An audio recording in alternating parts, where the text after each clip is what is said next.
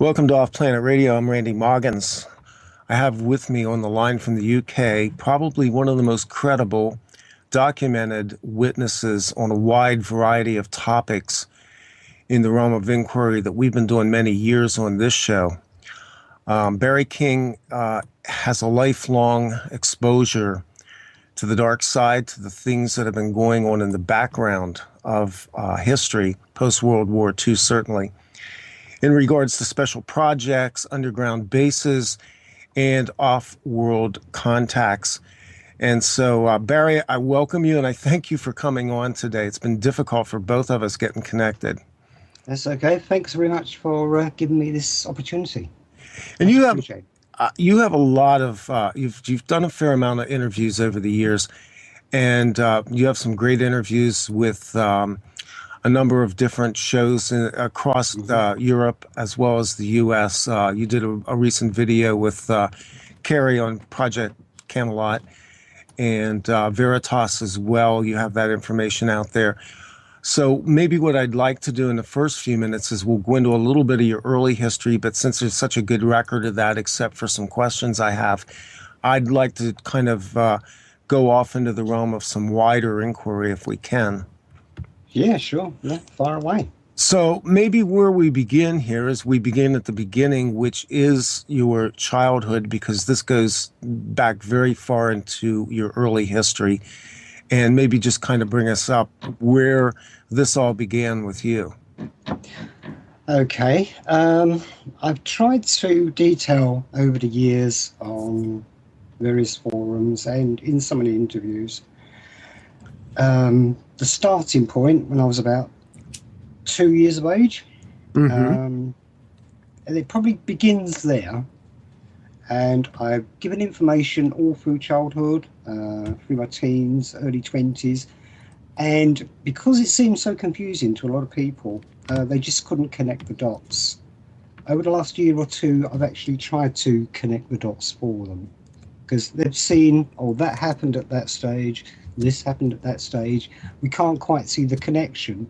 And what the biggest bugbear I found over the years so far is, how did I suddenly find myself at an underground base in Berkshire from being a ufologist during the 70s? And people just couldn't connect the two. What's a high-profile ufologist suddenly being thrown into a top secret underground base, and then all these other things are happening? They couldn't connect the dots. So it was very frustrating over the years.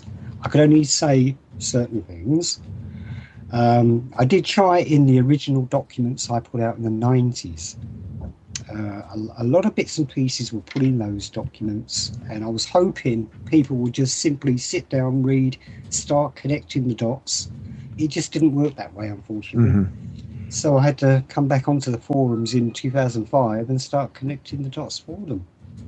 Let me ask you a question.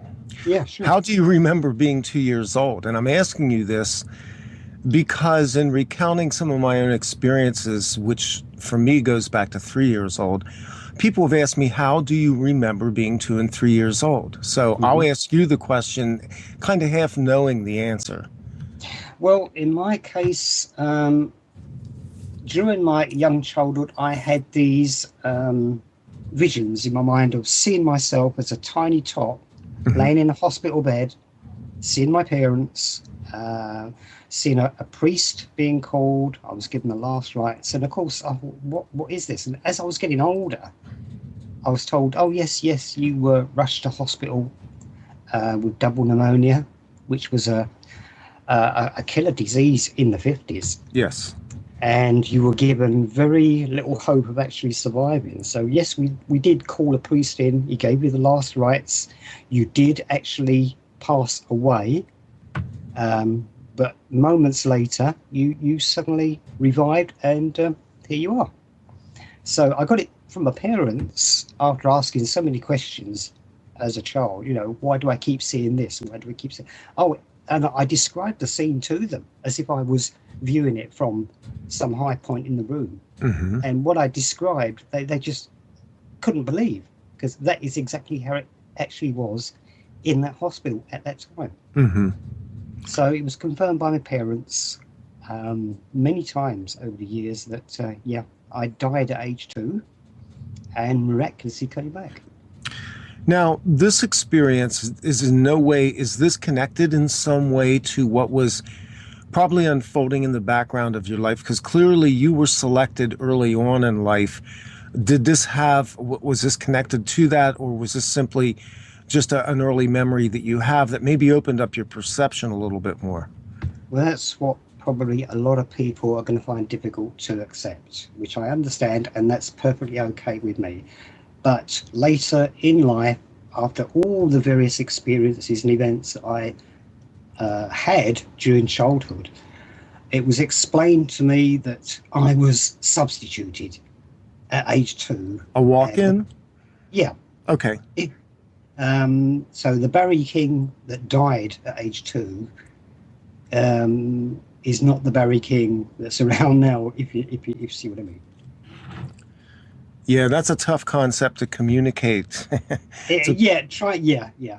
Because consciously you are aware that you are that person, and yet consciously you're aware that an element of your being, and I don't want to classify it, essentially did die at that point, but another presence, another being, another consciousness walked in. Mm-hmm. It is very difficult trying to put it into words and to get people to even begin to understand what actually occurred at that stage. But certainly, it's been explained to me in a way that perhaps I can understand as such, that this race of beings, which we can call the elders or the old ones, okay, actually picked me at that time. And so therefore I've been with them all this time since the age of 2. I know that's very difficult for people to grasp and comprehend, but basically that's it. And so I was set up at age 2 to experience so many different things and being guided by the elders at the same time. So these were basically benevolent beings who pre-selected you and were looking out for your well-being, knowing that you were about to embark on a very difficult life. Mm-hmm. I was just probably one of many. Yes, I would suspect that's very true. Flash forward a little bit. What is your next detailed memory of events that began moving you towards the arc of your life? Well, I had many strange experiences as a young child that you could tag maybe paranormal, or may have something to do with the UFO side of things.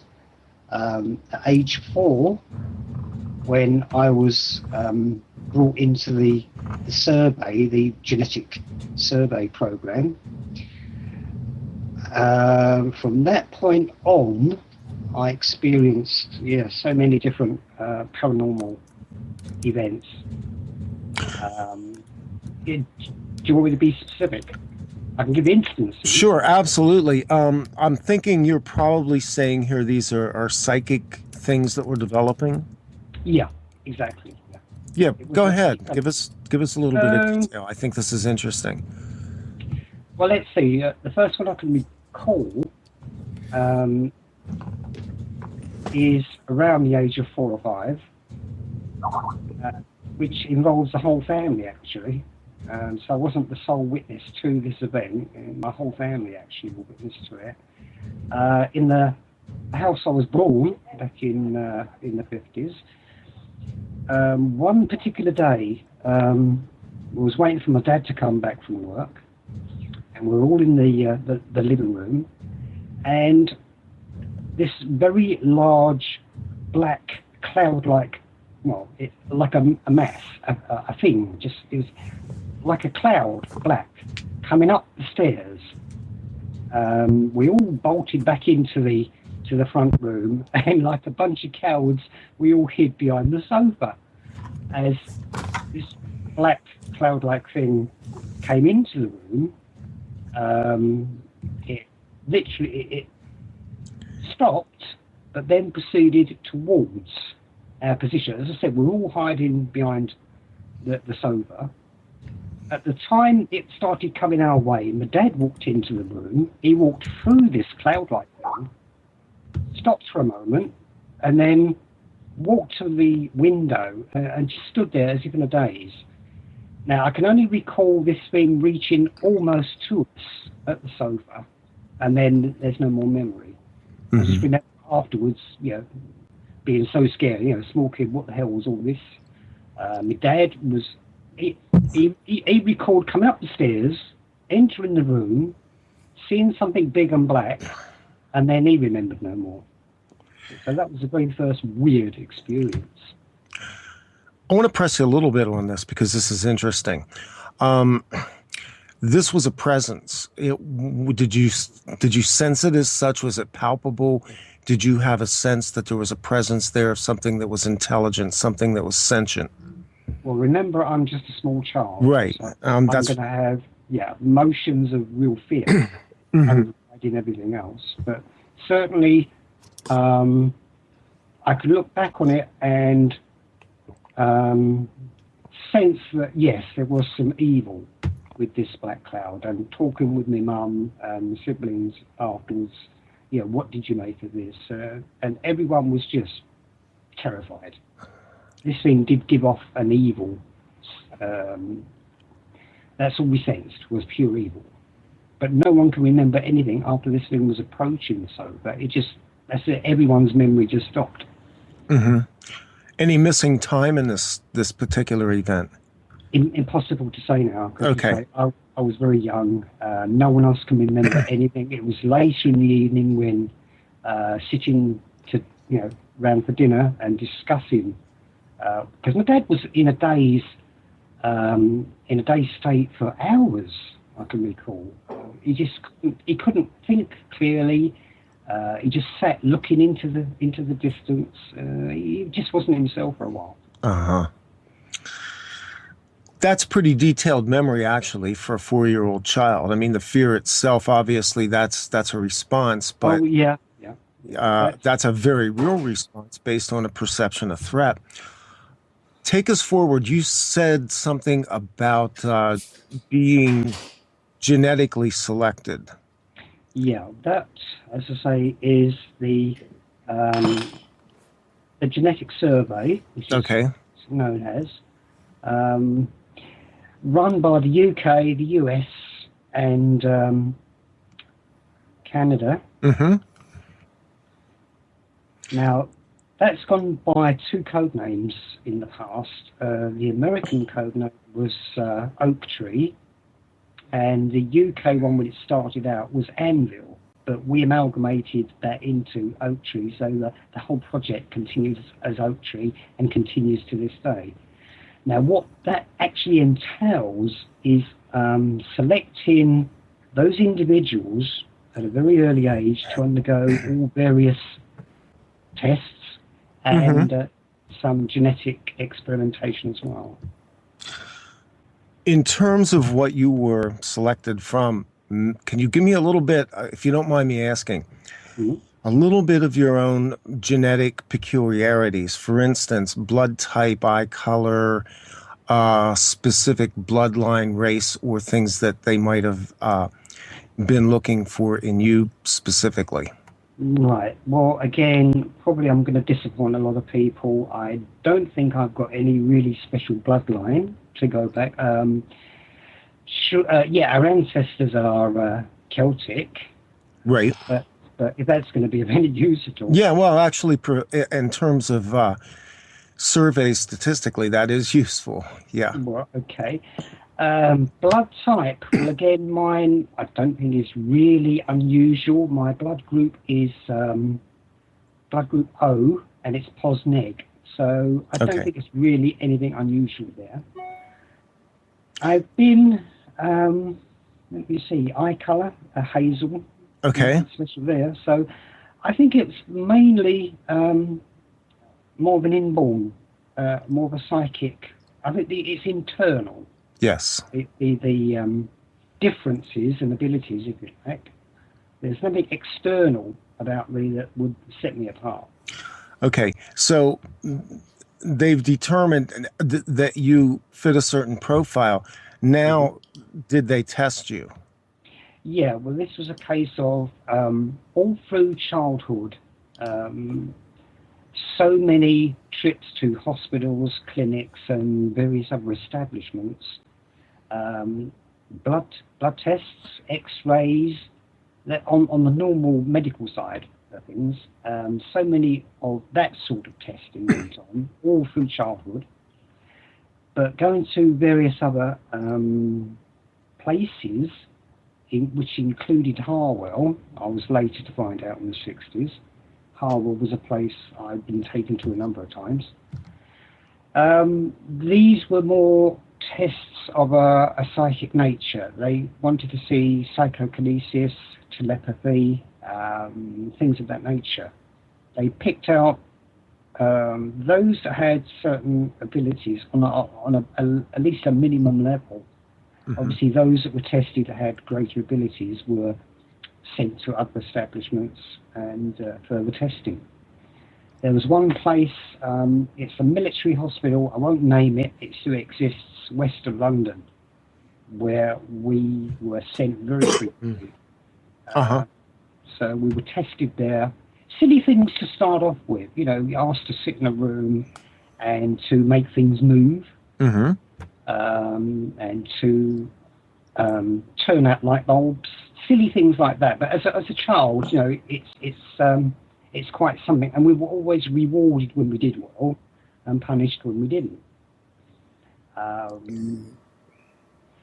At one particular stage, we were taken outside into the courtyard, and there sat an old World War II tank, and the children were asked in small groups, hold hands and move that tank. I mean, you had civilians there, and you also had people in uniforms. I do remember the army uniforms there, some sort of officer, and quite sternly, a group of us were asked to move that tank literally as far as you can, and obviously the further you can move it, the better the reward will be later on. And we actually did move that tank a few yards forward, and we had quite a reward that day. I would imagine you did. I mean, you know, as young children in very austere Britain after the war years, sweets, candy, right, were in very, very short supply, you know. But if we did well, we would have, all we could eat. Okay, so move me forward now to a landmark place where you began to become aware, perhaps, of other experiences that were occurring. Okay, well, we skip where I saw a large disc coming down towards me at the age of 10. We skip that then, and we'll go on to, let's see, early 70s. Okay. That's when I began. Well, I began looking into the UFO subject because it really fascinated me in '66. I read everything I could about the subject. It really, it got under my skin. I really had to know what the hell was going on. What are these things, you know? So I got into that subject at the age of 14. And by 72, I was already with an organisation investigating these things. And in 72 was when I first crossed paths with the NSA, who were to play a large part in things later on. Was the NSA connecting with you because of your activities working in UFO research?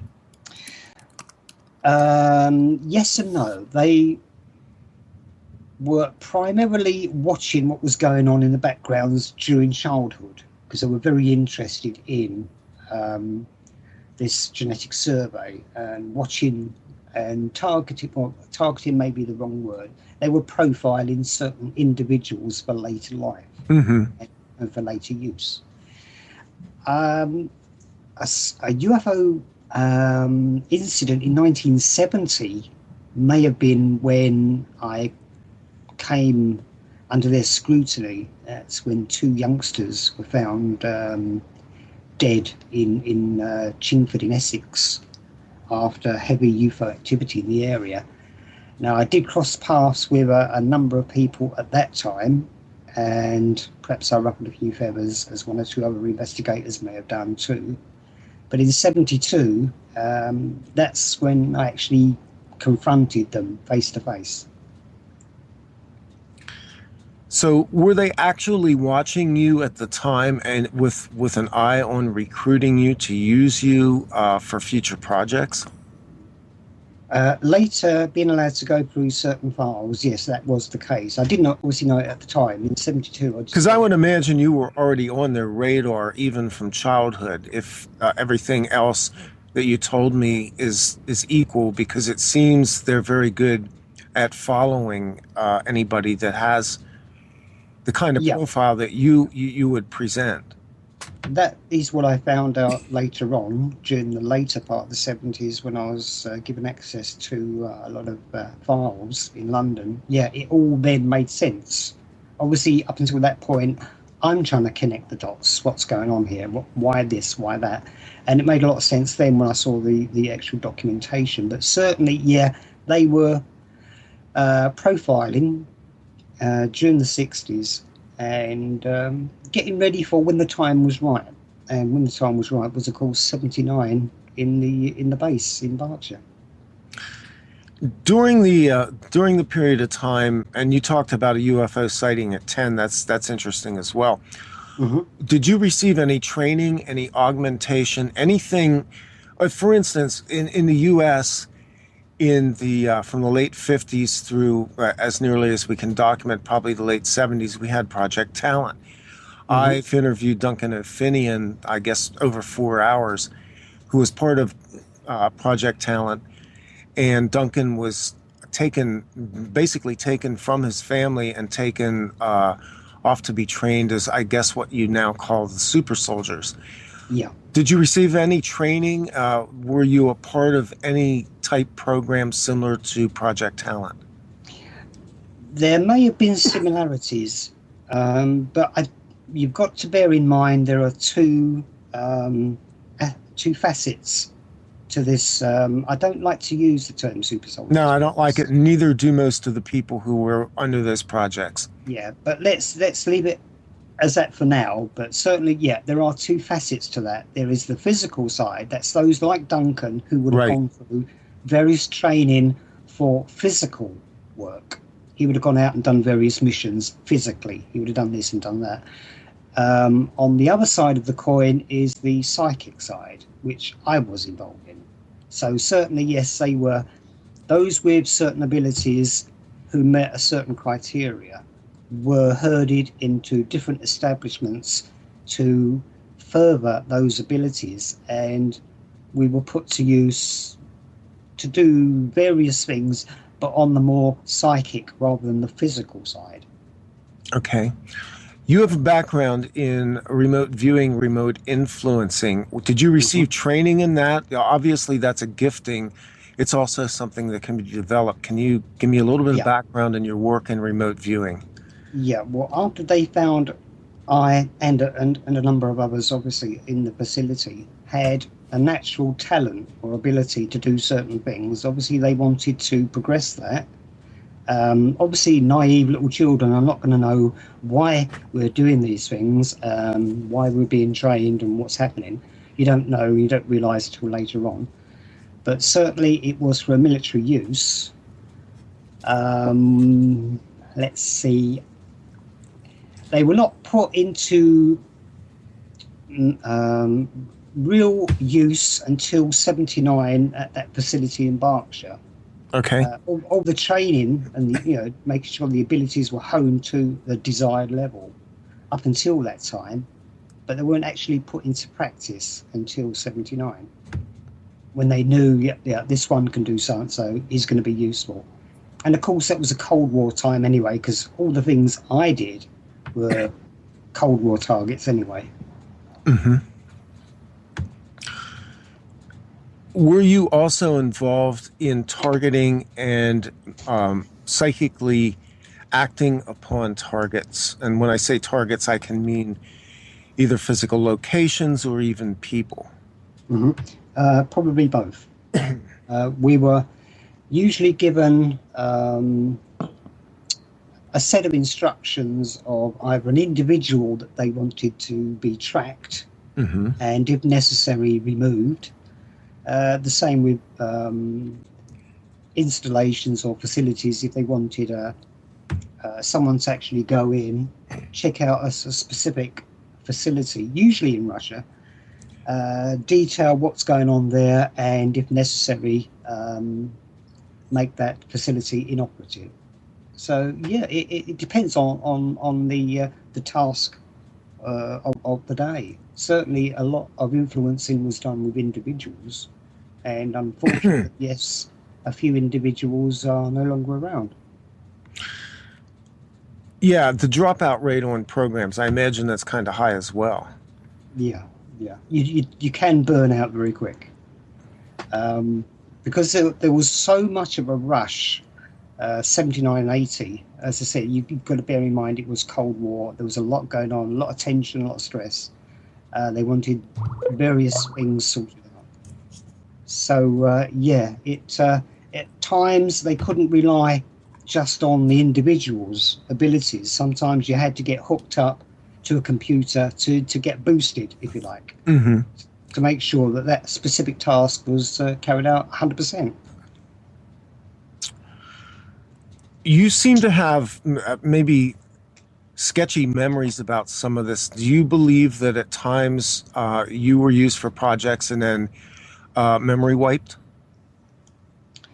That's more than likely. There have been a number of instances where the memory has gone, and I've been fortunate to regain memory either naturally or forced.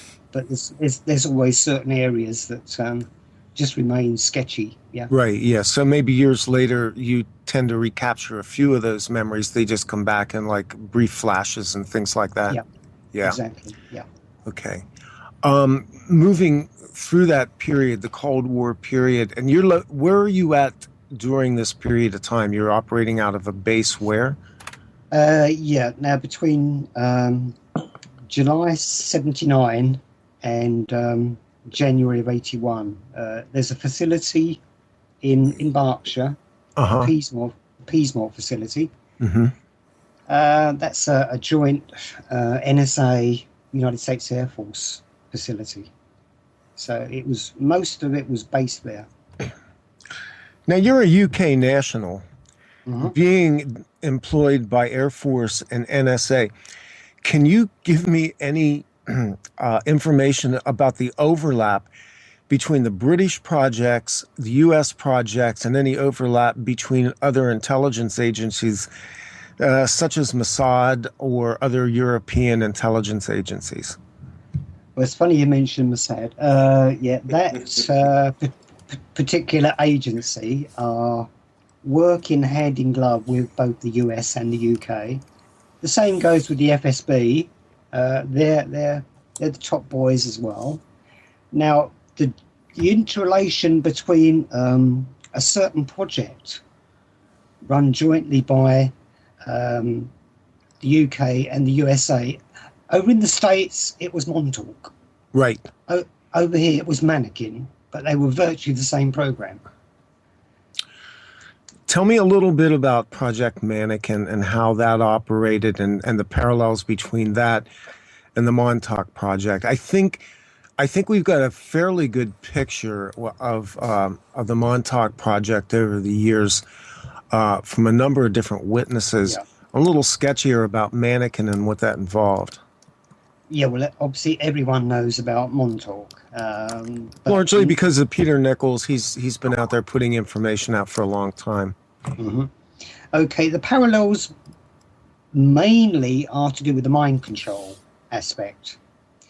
Now, the guy who used to run Mannequin at the base here in the UK actually travelled across to the US countless times and oversaw a number of projects that Montauk were running at the time. Even Preston Nichols says he remembers the guy, Whitemore. Right. Several times he's met him, he's spoke with him, and discussed the actual projects being run out of Montauk. Well, and And just, yeah, go ahead. I'm sorry. yeah, sorry. This was before I even gave a description of what Whitemore looked like. I only gave his name up until a certain point, and Preston Nichols came forward with a description, and I just couldn't believe it. Yeah, that was Whitemore at that time. Preston's told several interviewers about stories of their abductions in the U.S. of children, what we have, and it's not funny, but I guess euphemistically called milk carton kids, Yeah. going back to the 70s, and street abductions of intended subjects for Montauk. Some of these subjects did not survive the experiments at Montauk. Some of them were basically put into the trip chair and did not return. Did you have similar parallel systems in Britain? Yeah. Unfortunately, that was the negative side of things. A lot of people were brought into the facility. Some were okay after being experimented on. They went about their business. Unfortunately, there were a percentage that did not. They came in, but they did not go out. Yeah. So there's enormous overlap between all of these Western intelligence agencies. They're basically collaborating and running parallel programs. I want to go into the bases a little bit at this point because it kind of dovetails into this. We have reports around the world, and you've been inside of at least one of them that I know of, underground bases running operations. Many of the operations seem to entail collaboration not only with Western powers, intelligence agencies, and military, but off-world beings as well. Can you give me a little bit of background on that?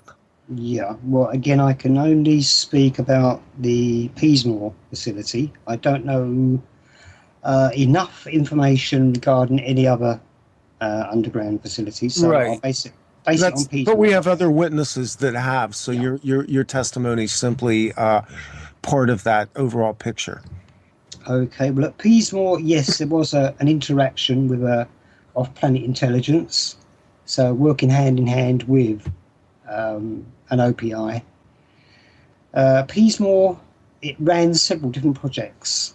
The mind control and manipulation program, the genetics, and of course the how should I put it?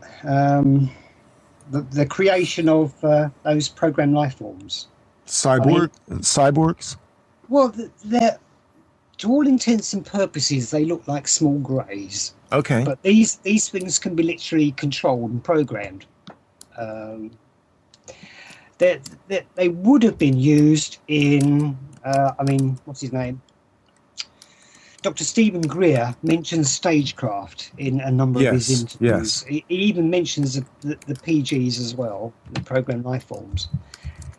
Now, yeah, I've worked with these things. It was part of my job to go around the base, making sure the security around those was total, help shipping them out to various other facilities and bases. So, yeah, I do know about the PGLs. Okay. I've had a number of conversations over hours, and we've had some common conversations as well with James Horak. And James has insisted that the Greys, as we call them, are what the military has termed and what he continues to term EBs, extrabiological entities.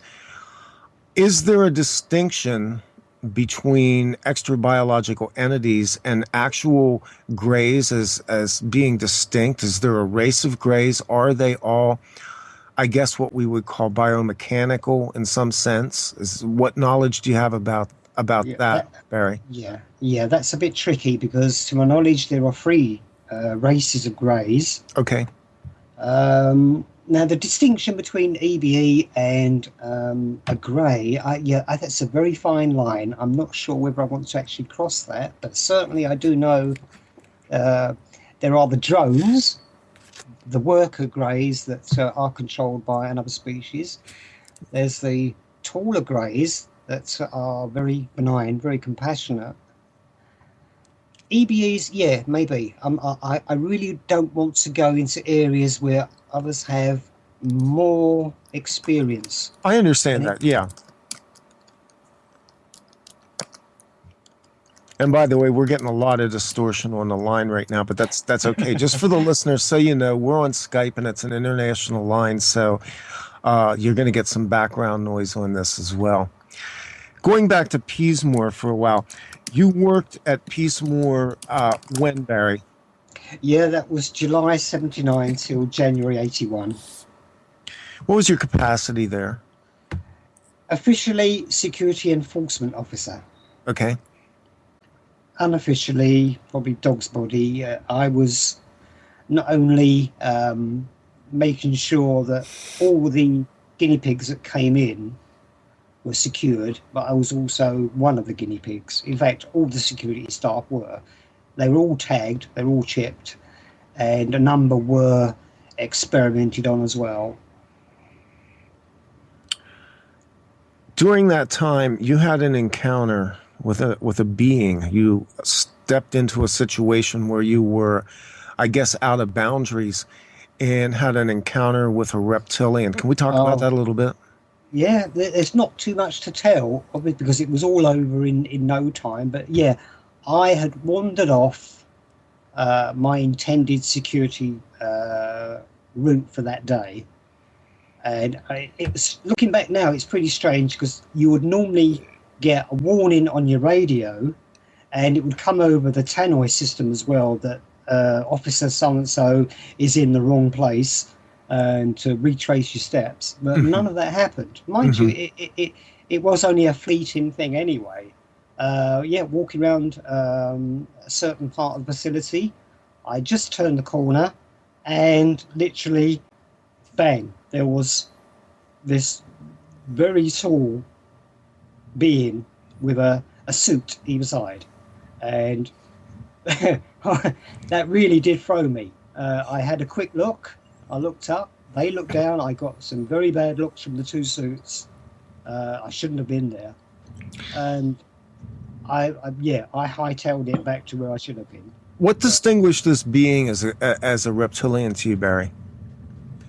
Well, firstly, the sheer size of the thing, and when I tried to describe it, I mean, up until that time, I'd only experienced greys. There were OPI in that facility. Your typical small grey with the very large eyes. Yeah, they were around the facility now and again, but this was the first time I'd ever seen anything like this, and it really threw me. I mean, it was well over 6 foot tall, probably 6'6", very broad, very menacing. I did get a very menacing feeling from this thing. Yeah, I was gonna ask you that because obviously you're an intuitive, and I suspect that you read situations even just subconsciously as you walk into something like that. Time kind of collapses a little bit, but your initial read on it was one that this was a being that was not to be taken lightly.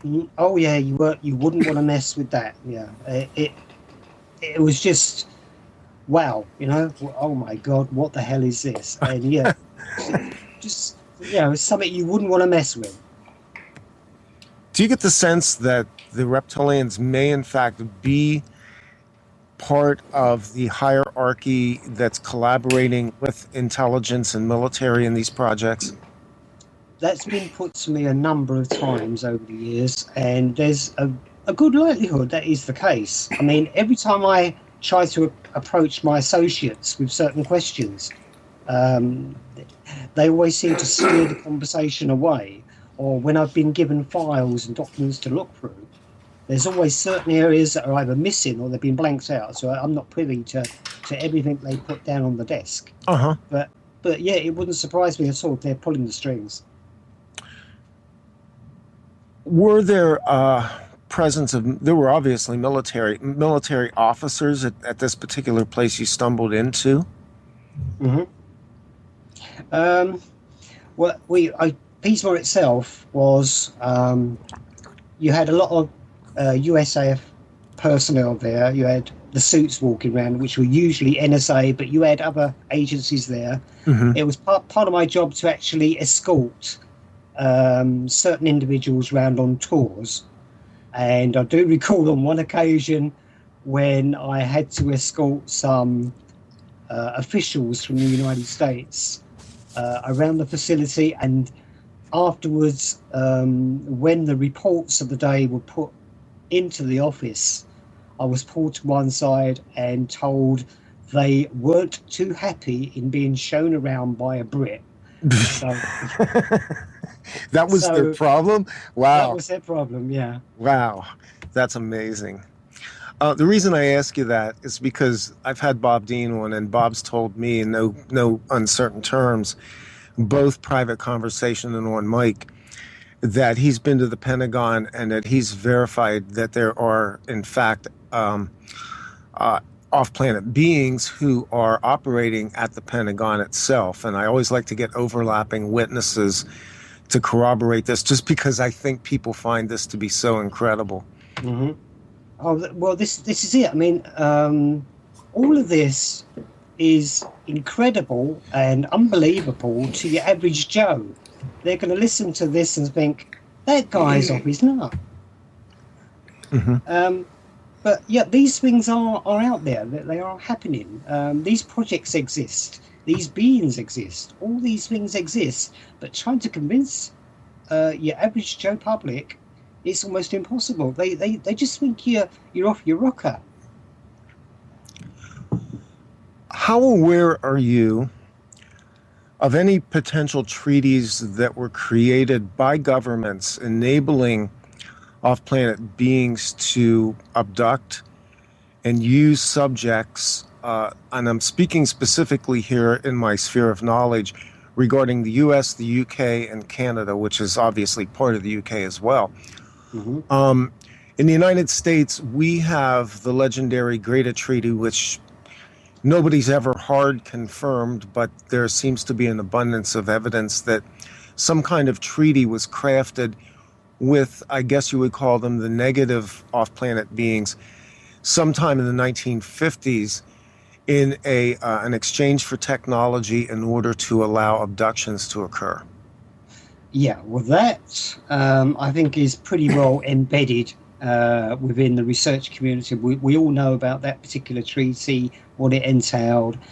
I would go along with that because I can't disprove it. I've seen documentation at the MOD in London that seems to corroborate the British side of that, where a similar treaty was set up around 1960. Okay. Where the UK officials allowed a certain percentage of its citizens to be experimented on in return for technology. So yeah, I can sort of go along with that. Okay, so you at least have eyes on, because obviously talking to Bob Dean, he was exposed in, I think, 1962 when he was stationed in Europe at European Command in Europe with NATO, talking about documents that he had seen as well.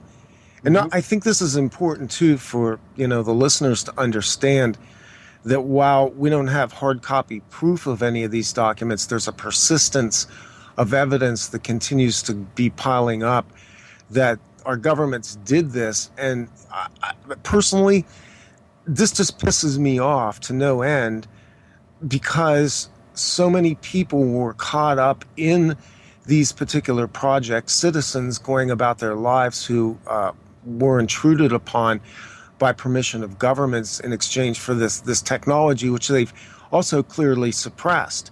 And I guess that gets my bitch out of the way, but it also goes to another level of the whole conversation, Barry. The technology itself, including the, I guess you would call it, free energy, 0-point energy transfers that occurred, and the fact that this energy is being deployed by military and intelligence agencies around the world. Well, let's see. I'll tackle this in a certain way and a certain format if I can. Okay, do go where you're comfortable. Yeah. Now, everyone's heard of Warminster, yeah, from the 60s, the Warminster thing. Yes.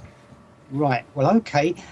A lot of the events that centred around Wiltshire at that time in the early to mid 60s Yes. was not exactly OPI, it was the British testing various technology that they had gained via this UK treaty. A lot of things were tested on Salisbury Plain in the 60s. I've seen a few of these tests in the 70s and was actually involved in one of the experiments when they sent one of the craft over, and I had to stand under this thing as it hovered above me, and I had to stand under this thing and be monitored by all the suits and the military that were reeling off cameras and God knows what else, and they just wanted to see what effect this particular craft would have on an individual. And of course I was volunteered, so I had to stand under this thing.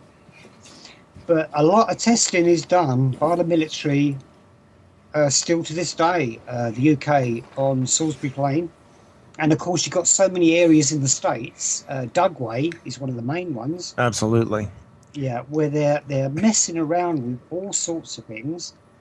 DARPA wants so many things organised for their Super Soldier. Again, it's a wrong term, but that's the only one I can think of. Their Super Soldier program.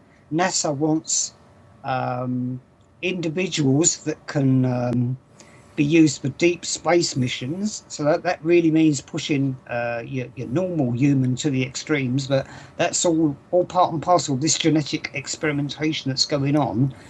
DARPA, NASA, and who else? They all want a superhuman. And they need a superhuman with a longevity far beyond human life, obviously, in order, at least using their current technology, to put somebody into a kind of deep space program. Yeah, yeah. Let's go back to this craft test for a minute. Can you tell me a little bit about the craft? Yeah, well, just a basic small triangular craft, probably a drone. Okay. I was asked to stand at a certain spot while all the brass had the cameras and all the monitors set up. They radioed it in, and it came over, hovered above me, not more than 30, 40 feet above me. I was told to raise both arms and just stand there, literally, while the object remained above me, and to report any ill effects afterwards. Now, the only ill effect I had was an extreme headache, and of course all the fill-ins I had, they really, really ached. I had to take a load of painkillers. Okay. But that was basically the only ill effect I had after that particular test. When you were in the presence of this craft, did you have any sense of being in a field, of being in some sort of anomalous type field, sensorily, in terms of what you were experiencing visually, what you were experiencing auditorially, or anything that you were picking up even psychically at that point? Well, I've only shared this with a few people in the past because everyone I've told this to laughed. Well, I have a reason for asking you this, and so please go ahead. It's okay. I'm ready for the laugh anyway. Well, I was standing there feeling really silly, and then when I started to feel the pain, I shut my eyes, and all I could picture was swimming underwater. Literally swimming very, very fast underwater. That's the only sensation and it was so vivid, I could actually feel myself buzzing along under the waves, darting here and there. And that was so strong. And as I said, every time I've told people that, they've gone, hey, you're crazy. I not only don't think you're crazy, I actually find that to be a really graphic description. That's actually a very interesting description of the sensation of being in that field, because clearly they're using energy that is not our standard type of propulsion, at least not that they've released to the public. And I'm thinking that what you experienced is not all that dissimilar to what an abductee or contactee senses when they're in the field of a craft, whether it is one of theirs or one of ours. Mm-hmm. Oh, well, of course, we're so adept now with psychotronics. I mean, the Americans and the Russians are so advanced with psychotronic weaponry, and the effects are so sophisticated now. That's where this Bluebeam business comes in. It's going to be not just the ability to project these things into the skies. There's going to be tapping into the human mind. This is going to be a full sensory experience, isn't it, Barry? Oh, yes. Oh, yeah. Okay, because you walked right into one of my topics. I got a list of notes, and that was one of them. Psychotronics, satellite surveillance, and other types of surveillance. But with Bluebeam, we've kind of been led to believe that that's a visual experience. And you've just brought another dimension to this because it goes right into the realm of I guess, complete mind control. It will entail that. I mean, the controllers are very happy to see the research community buzz around with, oh, we'll watch for this, they're going to do Bluebeam, and that entails these, in the skies. It's not just going to be that. Anyone they bring into a situation where they might use that technology is also going to be subject to the psychotronics, so it's literally going to be into your head as well. You are going to not just see something in the skies, you are actually going to perceive it totally with your own body, your own mind. You are literally going to be so convinced, seeing it visually, and just you could turn away and think, yeah, that was very nice, very clever. But no, it's going to be done so in such a sophisticated way. You're going to become part of it. You will 100% accept it. You will be part of the experience. You're saying this with a lot of certainty, and you're saying it in a future tense, which tells me that you believe that they are, in fact, planning to do some sort of fake alien invasion. It doesn't have to be an alien invasion. There are various scenarios they can use, including combat. I mean, they've tried in the past to get into the minds of, let's portray a certain individual in the skies to get our enemy running. Right.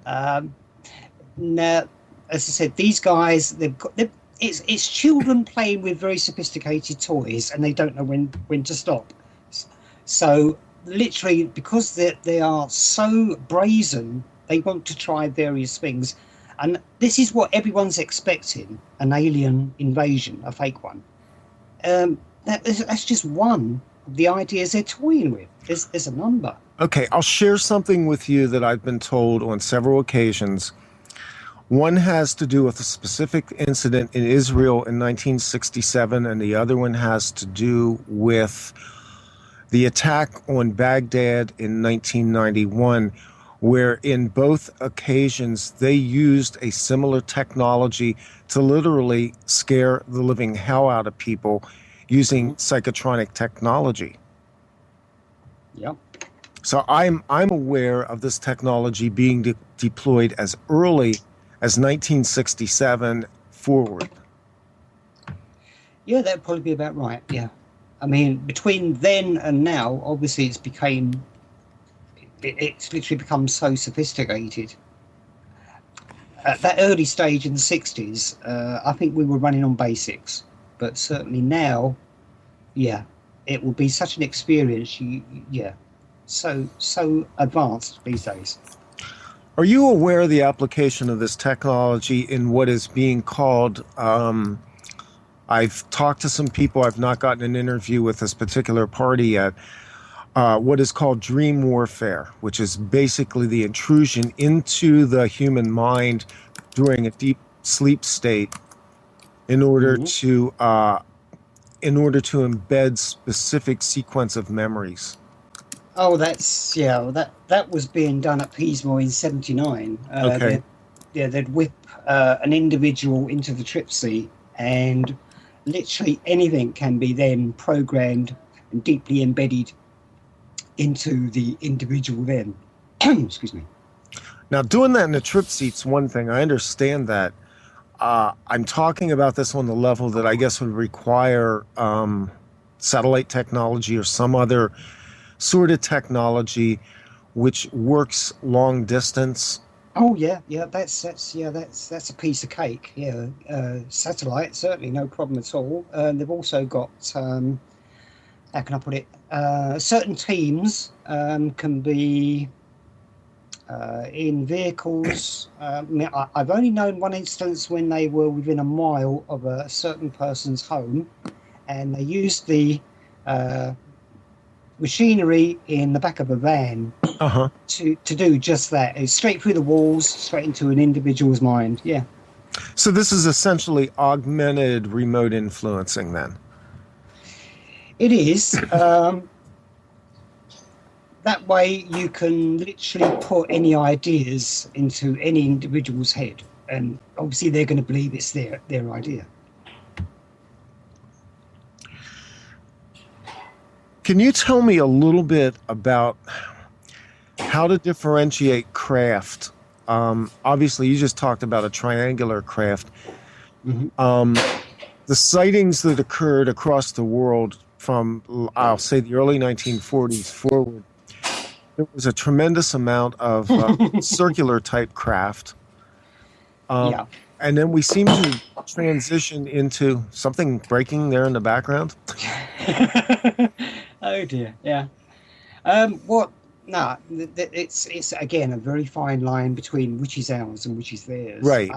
I think it's blurred so much now you literally can't tell the difference unless you were in the know. Okay. The very first sighting that literally sparked all this business off, Ken Arnold in 47. It's been shown to me in documentation that what Kenneth Arnold actually saw was a group of advanced Horton H10s that the Americans actually put together from bringing over those paperclip scientists. Mm-hmm. You know, the Horton H9, which was a bit of a disaster in Nazi Germany just before the end of the war, but the Americans worked on those and produced the H10, which is what Kenneth Arnold was viewing in 47. How much of this technology and how much of these programs are directly connected to the work that was done in Nazi Germany? We know that we had Operation Paperclip. I assume there was a parallel operation in the UK as well. Are you aware of what I guess you would call defected Nazis or others who were working in the projects during the time that you were involved there? What I can say is my late father was with the Royal Engineers at the back end of World War II. I think it was April of 45. His unit and an American unit were tasked with a special mission. Now, I only knew patches of this up until fairly recently when I was shown some documentation by some people. Mm-hmm. I only knew that my dad was involved with something very secretive, and that caused him some major problems. But the documentation I saw was that his unit and the American unit were tasked to seize and control anything they could find a specific top secret German facility. Mm-hmm. And what they found there was a lot of documentation, a wrecked aircraft of unusual configuration, lots and lots of data, which turned out to be OPI. I think there's a lot of these black projects that stem from all the research gained after World War II. So we've not only got the German technology, we've also OPI. So we've got a mixture of both running in these black programs. So and I'm pretty sure they've got craft that are so advanced they'd just be totally unbelievable. So is it a stretch to say that perhaps even from the 30s back, there may have been collaboration with OPIs, even with the Nazis in the early parts of the war? A lot of people are saying just that yeah, the Germans did have an interaction with an OPI, and they were given a lot of technology. And of course, the Germans were into the occult big way. Um, I wouldn't be at all surprised if, yeah, Germany was given a lot of help during the 30s and 40s. I mean, they were so far advanced of everyone else. It's a wonder they did lose the war. Which makes you wonder who else they were helping, because we seem to ramp up with some rather marvelous technology in a very short period of time as well. It almost feels like a dialectic to me in just basically outfitting both sides and letting the best side win, or there was an outcome that was projected. It seems like to me, Barry, looking at the history of World War II and what happened after, that everything blurred, that the Western powers basically melded into the Axis, and that we wound up being the people that we battled. And that's somewhat of a commentary, but I don't think it's all that far off the rim. Yeah, I'd go along with that. Yeah, yeah. And I think, yeah, the technology the Americans gained after World War II, and yeah, in leaps and bounds, and it's just progressed so quickly. You're at a stage now when it's unbelievable what is possible. I guess where I went, yeah, go ahead. Yeah, I probably can't go into any more detail. Okay, no, that's fine. I just wanted to get your pulse on that. Now, obviously, we do go off on opinion and conjecture sometimes, but that's largely based on the fact that I think anybody that studies this material kind of has a gut level feeling about things after a while, where you just go, oh shit, that really does look like it's true. And I like getting opinions along with facts. Obviously we need the facts. I'm going to ask you this. Can you tell me a little bit about retrieval? Yeah, I can.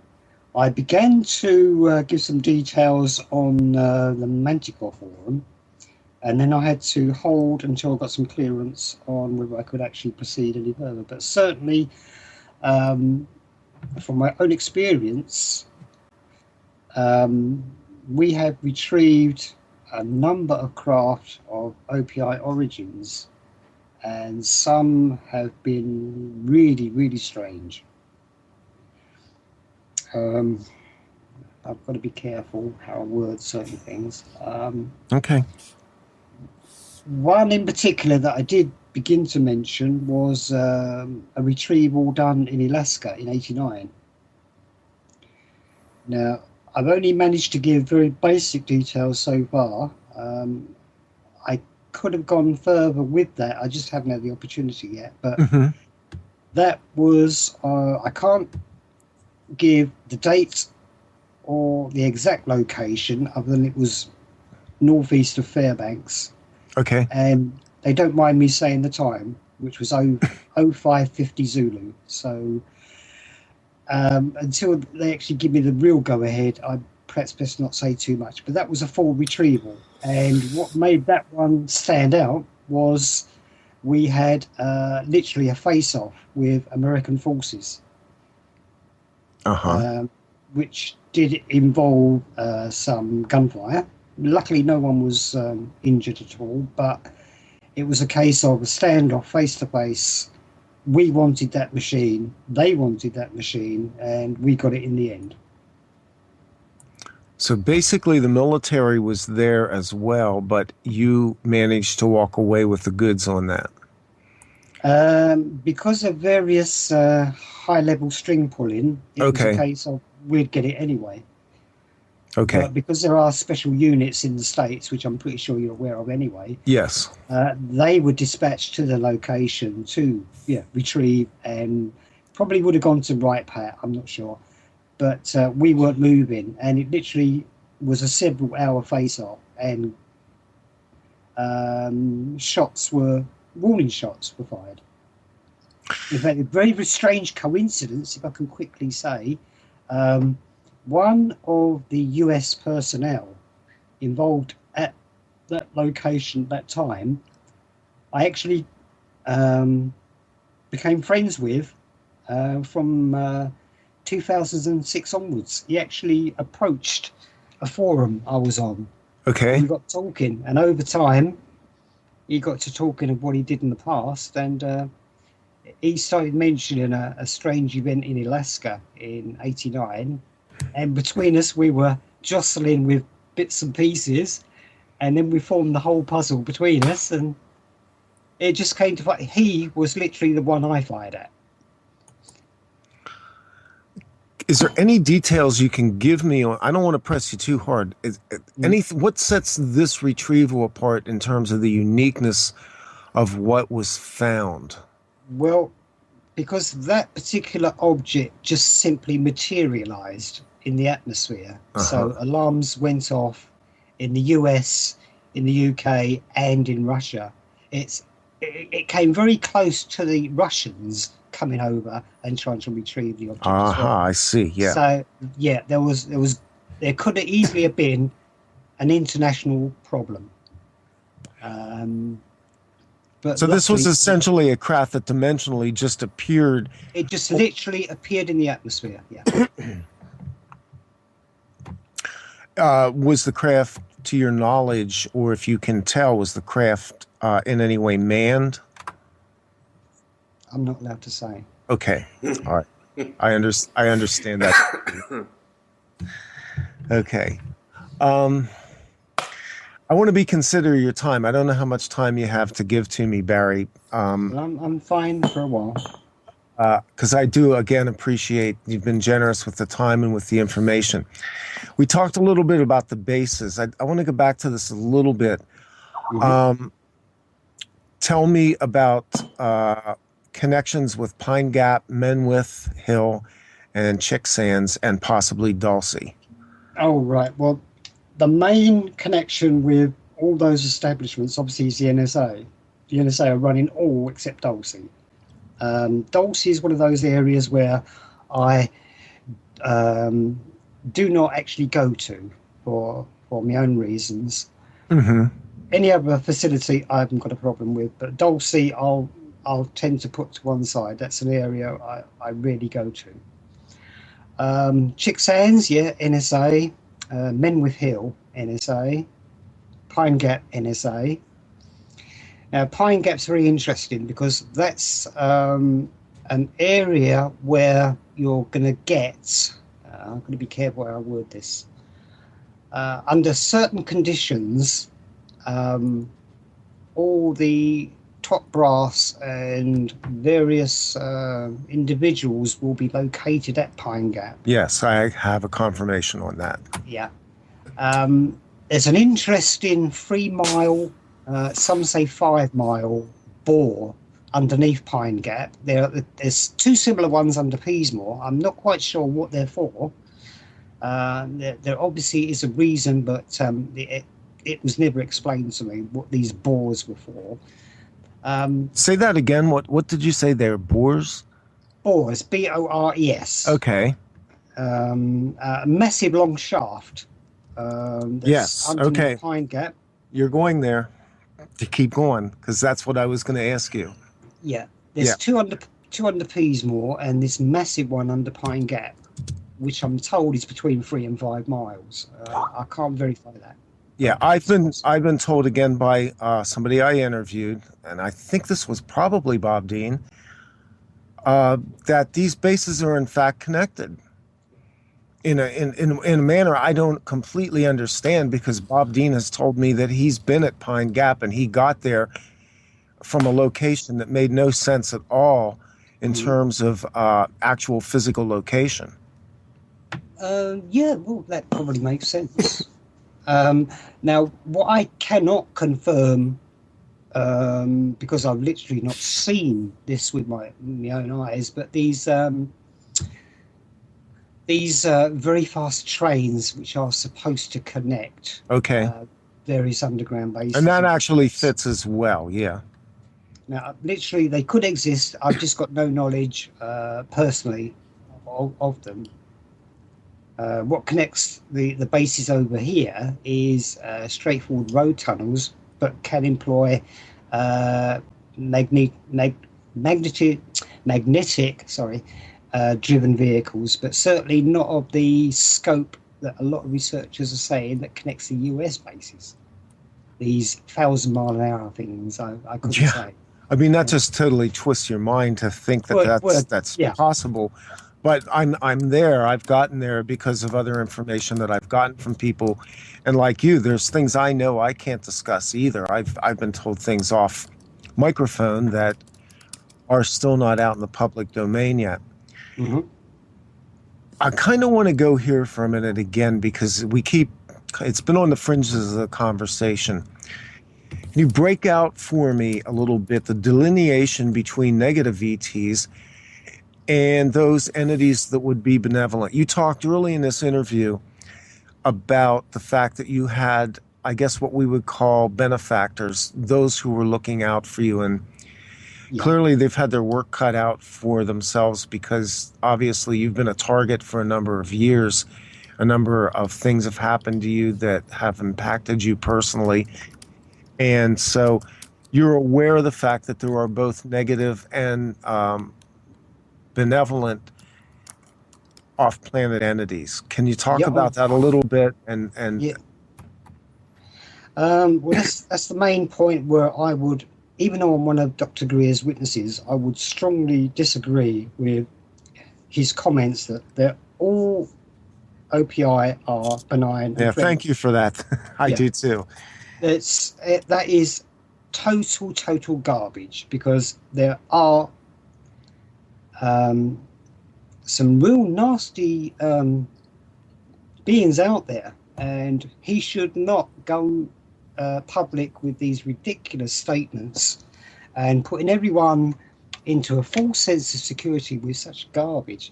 Certainly the elders, or the old ones, now these are the ones that literally seeded this planet millions of years ago. They began life here. They began life on a number of planets. They're regularly backwards and forwards to check on progress of this civilization. They probably had their job cut out with me. Yeah, absolutely. Yeah, but certainly there are a number of good. There's good guys and bad guys, just like everything else that's in the universe. Well, and that makes complete sense. We're talking about galaxies and solar systems here, exactly, inhabited by beings. Yes, absolutely. So yeah, you've got those that are hand in hand with certain governments, and they're not really for our benefit, because of human greed. Certain aspects of certain governments are working with these beings for their own ends. They'll come unstuck, though. Are we heading towards a climax in this whole thing? It seems we are. We have pressure on the side of those who want disclosure, which I've said for years I think is ridiculous that we're ever going to see Obama or any national leader stand up and do a full disclosure, because I think they've got huge liabilities, first off. Secondly, it seems like, it seems to me like time's accelerating at a rapid pace at this point as well. But it seems like there's a drumbeat now that's moving us towards a realization as a planet. It's almost inescapable, the acceptance of off-planet beings. Are we heading towards a point where we are going to finally see the negative entities flushed out of the system? Or are benefactors going to finally assert themselves in a way that's going to rid us of this intergalactic menace? Well, you've got two sides again. You've got the white hats and the black hats. Now, obviously, the black hats are anti any disclosure whatsoever, because they're feeding their own ends. Their greed, they want everything kept in the dark. the white hats are in a very awkward position because they want to end all the secrecy. They want disclosure to begin, but at the same time, they realise that it's probably never going to happen. It's an onion skin. You peel off that first layer where someone's going to stand up and say, yes, other intelligences exist and they've been interacting with this planet for a very long time. But you can't just leave it there, because people are then going to ask, oh, okay, what about these abductions we've been hearing about? And what about this? And you've literally got to start unpeeling that onion, and as each layer goes down, the government's going to get more and more into real deep doo-doo. And so they daren't have any sort of disclosure to begin with, because it's going to open Pandora's box. They can't just leave it as, yes, ET's here, they're great, they're going to help, they're going to do this and do that, and everyone's going to go away happy, and that's the end of the story. It isn't. It's going to open so many other doors that people can demand answers to so many things, and then we're going to get into experimentation, we're going to get into mind control, we're going to get into the black budgets, we're going to get into where all these billions and billions of dollars gone, where's this, where's that, and why haven't we had access to this technology where we're not raping this world of fossil fuels, we can all live in a nicer, cleaner environment with free energy. Well, it won't exactly be free, but it'll be a damn sight cheaper than fossil fuel. It's going to lead to so many different things. They didn't begin disclosure. So it's being left as we are becoming aware ourselves by way of the media, which is being sort of controlled by the public education program anyway, of seeing, I mean, everyone knows, you ask anyone in the street, they've obviously seen at least one alien invasion film of one War of the Worlds or whatever. Oh, absolutely, yeah. Yeah, everyone is so up with the whole idea of aliens, UFOs, and all the rest of it. So it's nothing new. So we're all used to that. But the trouble is, we're not going to officially disclose. We'll leave it to ourselves. We'll see all these films, and there's so many coming out in the last few years. We're all going to get invaded by flesh-eating zombie-type aliens and God knows what else. We're all used to that, so it won't come as a bit of a shock when someone says, we've got this officially produced film which is going to detail all the stuff that's been picked up by gun cameras and God knows what else, and see what you make of it.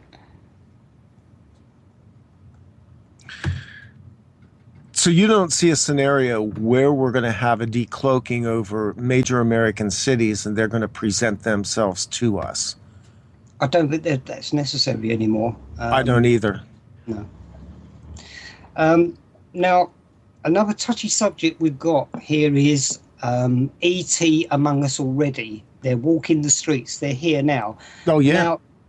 Now, because the scientists and all the officials have said, I mean, they've portrayed them in so many films, that every alien is going to be one of these nasty-looking things you see in Independence Day or War of the Worlds or whatever.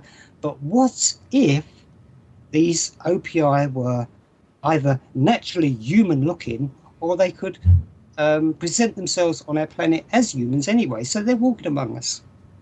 Absolutely, and I think that may be the most difficult thing for the average person to wrap their mind around as they become aware of the assimilation that's occurred with humanity of off-planet beings. It goes into one more little side road I want to take you down here, which has to do with hybridization programs. Obviously, genetic harvesting, genetic testing, and modification of human beings has been going on as an ongoing part of the abduction scenario. We have abundance of evidence. I have personal evidence of encounters with beings that are what I guess we would call star children or hybrids. Yeah. That's probably working on two sides again. We've got the hybrids that are literally a mixture of OPI and humans. Then you've got those that have been genetically tampered with by the military Yes. using both OPI and human cells. It's an area of genetics that we've got to be very, very careful with. Certainly, hybrids do exist. I mean, I can say back in the 90s, when I was knocking out my original documents, I had so many callers, phone callers, people knocking on the door. I had so many visitors here. It was an everyday thing, morning, noon, and night, 7 days a week, between 94 and 2000. And some of the people loosely termed people, I had knocking on my door after ringing and saying, "Can I come along and have a chat with you?" There were one or two instances where the person or being I sat and spoke with was certainly not a bog standard human. In fact, I was pretty sure on one occasion that I was addressing someone who came from a very, very long way away. Well, and again, that was what was relayed to me by Bob Dean as well, that you could be sitting on an airplane beside somebody, and he's basically said as much. They will present themselves to you in a certain way that you understand that they are not what you would call your standard off the assembly line human being. Exactly. Yeah. I can relate to that totally. Yeah, the people I've seen here, time and time again. I've no problem with that whatsoever. But the general public would. I mean, they're so conditioned now that you say it used to be the typical grey that they were conditioned with, but after a certain time, we've seen nothing but these really strange-looking alien types that you say to Joe Public, well, what does an alien look like? And it's either going to be the grey or more likely this hideous looking thing that makes a very, very strange noise. I don't know about you. I've had encounters with beings that were rather brief, but my encounter with them and my intuitive sense was immediately this is a person, this is a hybrid. And these encounters on a number of occasions to me have seemed almost staged. It's like they were showing themselves to me. Yeah. Now that would be part of the course. That would be the way it worked here. Similar. I mean, as I said, so many people were contacting me. It was ridiculous. But now and again, someone would ring up in a nice, quiet, polite voice. I'm such and such. Could I, come and use some of your time? Could we just have a chat? And the person would outwardly look quite normal, quite human. But once you're seated and you start talking and you're a bit more comfortable, a bit more relaxed, you start notice some subtle differences. Maybe the eyes are a certain shape or a certain colour, or the irises are slightly. You're trying to fathom it out. That's one of the things that's a giveaway is the eyes. It's all the small but subtle differences, and then you start hearing before you've spoken, before you've got a question lined up, you've already got this little voice in your head that's answering that question. Yes, absolutely. And you think, my God, I can hold a mental conversation with this person here and now. And you both look at each other and there's that smile, very subtle smile. They know, you know. It's brilliant, absolutely. Yeah, absolutely. Very interesting. Thank you.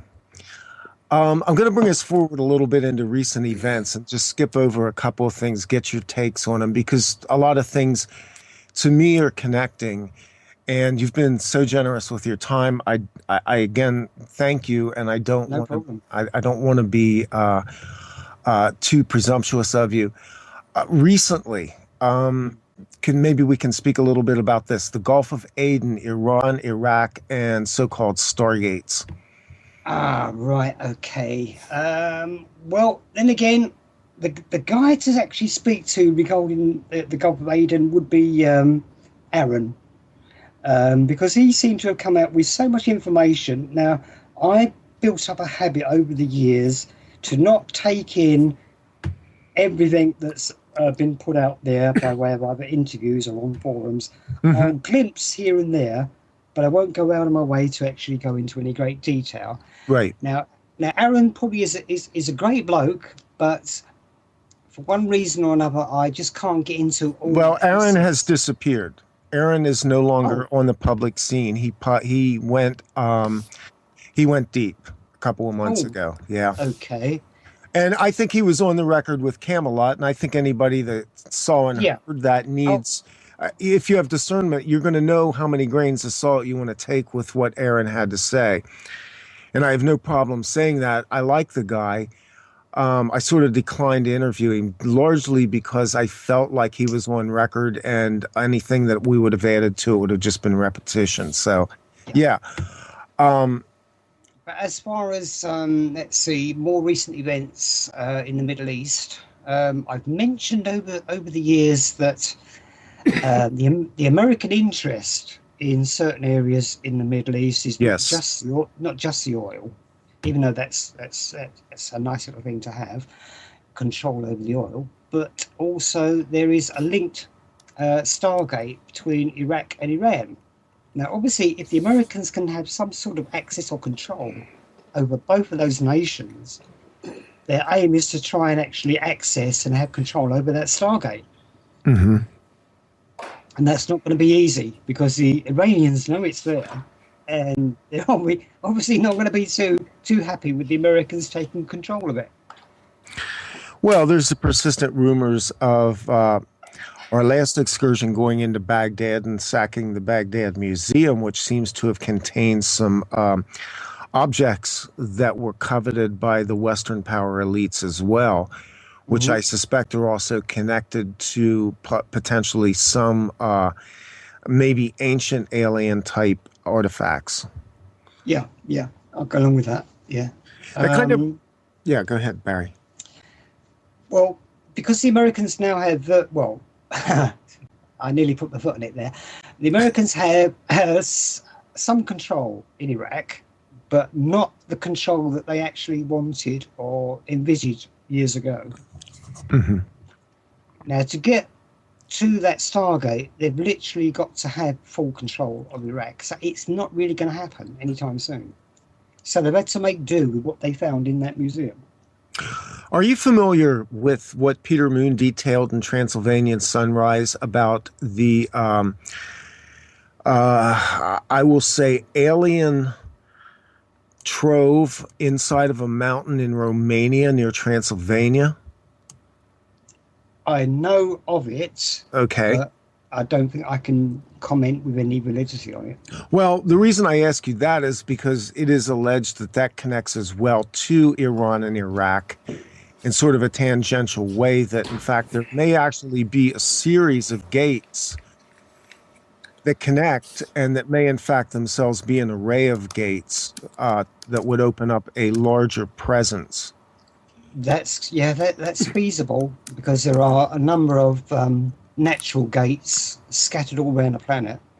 And So yeah, that wouldn't surprise me. I ask you that because of what Duncan O'Finian has disclosed on the shows that I did with him last spring, where he talked about what was going on at CERN as well, where they're basically attempting to open a portal.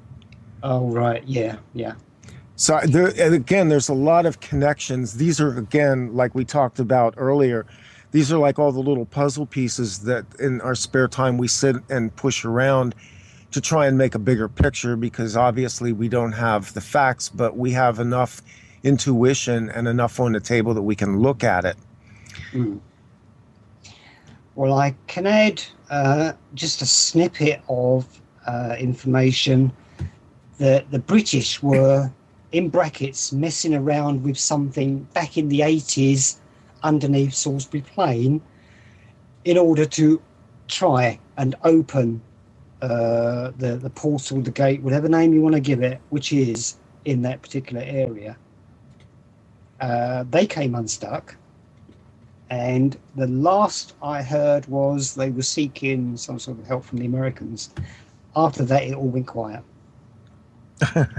What, they got themselves in a little too deep there? I think they got themselves up to their neck in, you know what, yeah, and required some help from outside, yeah.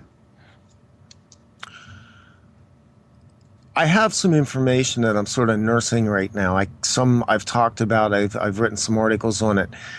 I don't know how aware you are in the UK of two recent so-called earthquakes that we've had, one in Colorado and one in Virginia. Yeah. I have information that these were targeted, and I have information and a fair amount of proof at this point these were in fact not earthquakes and that they were aimed at strategic underground facilities. Do you have any sense about this? Well, again, what I tend to do is, as I say, not go into any great detail with any news stories. Sure. I'd rather, if it affects me in any way, or if I can sort out anything, I will wait for my associates to come forward with some data. Okay. So we just dangle that out there for right now. That'll Yeah. kind of, maybe be a little bit of bait. I expect to have more information coming from a source that's, pretty much told me what that was. And it is actually linked to some of the projects we talked about earlier in the show. Mm-hmm. The banking part. Yeah, go ahead, yes. Barry. Yeah, sorry. The only thing that worries me or concerns me is I've seen some individuals stating that certain US underground bases were targeted. Now, obviously, you've got to be very, very careful there because the way these facilities are made, it's going to take quite something to actually target them. But again, with the advancements in technology, there are certain direct energy weapons that could do that. Mm-hmm. But we're entering an area where we've got to be very, very careful. Yes, absolutely. The banking cartel and the alleged schisms between insiders. This is all connected as well to black ops. For years, we've buried budgets in piles and piles of debt across the globe.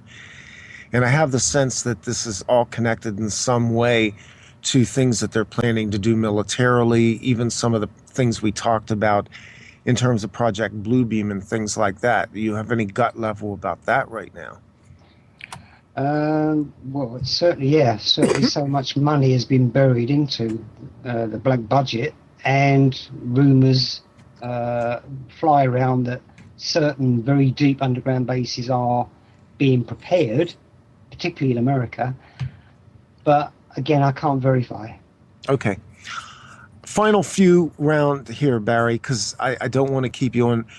What I'd like you to do is just toss out anything you want to be heard saying, anything you want to go on the record about, anything that's on your heart or in your head right now that you think's pertinent that listeners need to hear as we're doing this recording, which is September 23rd, 2011.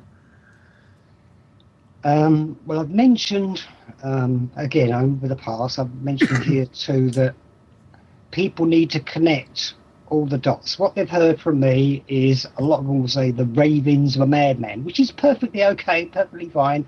I don't have any problems with that. But if they connect the dots from when I was 2, all the instances and all the events and experiences I had as a child, up through my teens, into my 20s, going through the base, and then all the events from 1983 with the PSYOP unit, all will make sense. So somehow, if people can get hold of copies of my original documents, I've got them on CD here. I can freely dish them out so people can be aware of what was in those documents. I mean, I put in loads of little tidbits. Absolutely, yeah. That would be the voice, the history you need to know. Is that correct? Well, that was just a tiny part. Okay. That was just the lid of the jar, if you like. The contents are still there in the original documents. And so they were produced over a 6-year period. So there's a lot of information there. Yes, there's a lot of information in these. Yeah. So they really need to check through those, check what's been put out in interviews and on forums since then. So all the dots, as far as I'm concerned, have all been connected. But a lot of people still approach me now with, that doesn't make sense. How comes this happened? And what has that to do with this? And I'm sorry, it's got to a time in my life now where I'm hoping it's all been laid out for them. All the pieces of the puzzle are there. Just rearrange them on the board, connect them up. You'll have the whole picture. As for advice, I think people just look into yourself for the answers. You're not going to get the answer from your governments. You're not going to get the answer from officials. You know it yourself. What's happening? More and more becoming aware of what's going on in the world. More are aware of how the governments, how the military acts, what certain things are happening, their real meaning. I mean, these two wars, Iraq and Afghanistan, two illegal wars. Ask yourself why.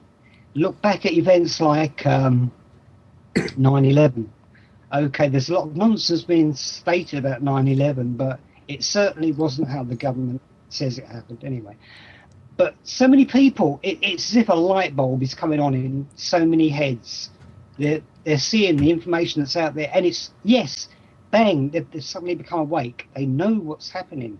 They know what they've got to do. They know where they've got to gain further information. It's all out there.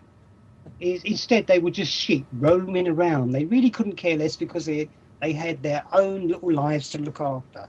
But now it's a bigger picture. You've really got to look out there and know what's going on. And I'm just so pleased that so many are literally awake these days. I think everything you said there just kind of amplifies the mission of what so many people are doing right now. There is a consciousness awakening. Mm-hmm. And I think for people who are looking for disclosure in an external sense, you gave the best advice there. The answers are inside you, and the answers are in front of you, and your job is just to put the pieces together. That's actually the best way to look at all of this. Exactly. Barry, I can't thank you enough for coming on and for freely sharing this information. And we're going to link some stuff up with this show on the site. I think that's going to wrap it up for this time. If you just stay on for a few minutes, I'll close out here. Sure. Okay. And we'll talk off mic. I think what you just heard on this interview, listeners, is some pretty deep stuff. You might want to go back through this again. We'll put some information up on the website as well, some videos and some links to where you can hear some of Barry's other interviews, which will help you to put the pieces together.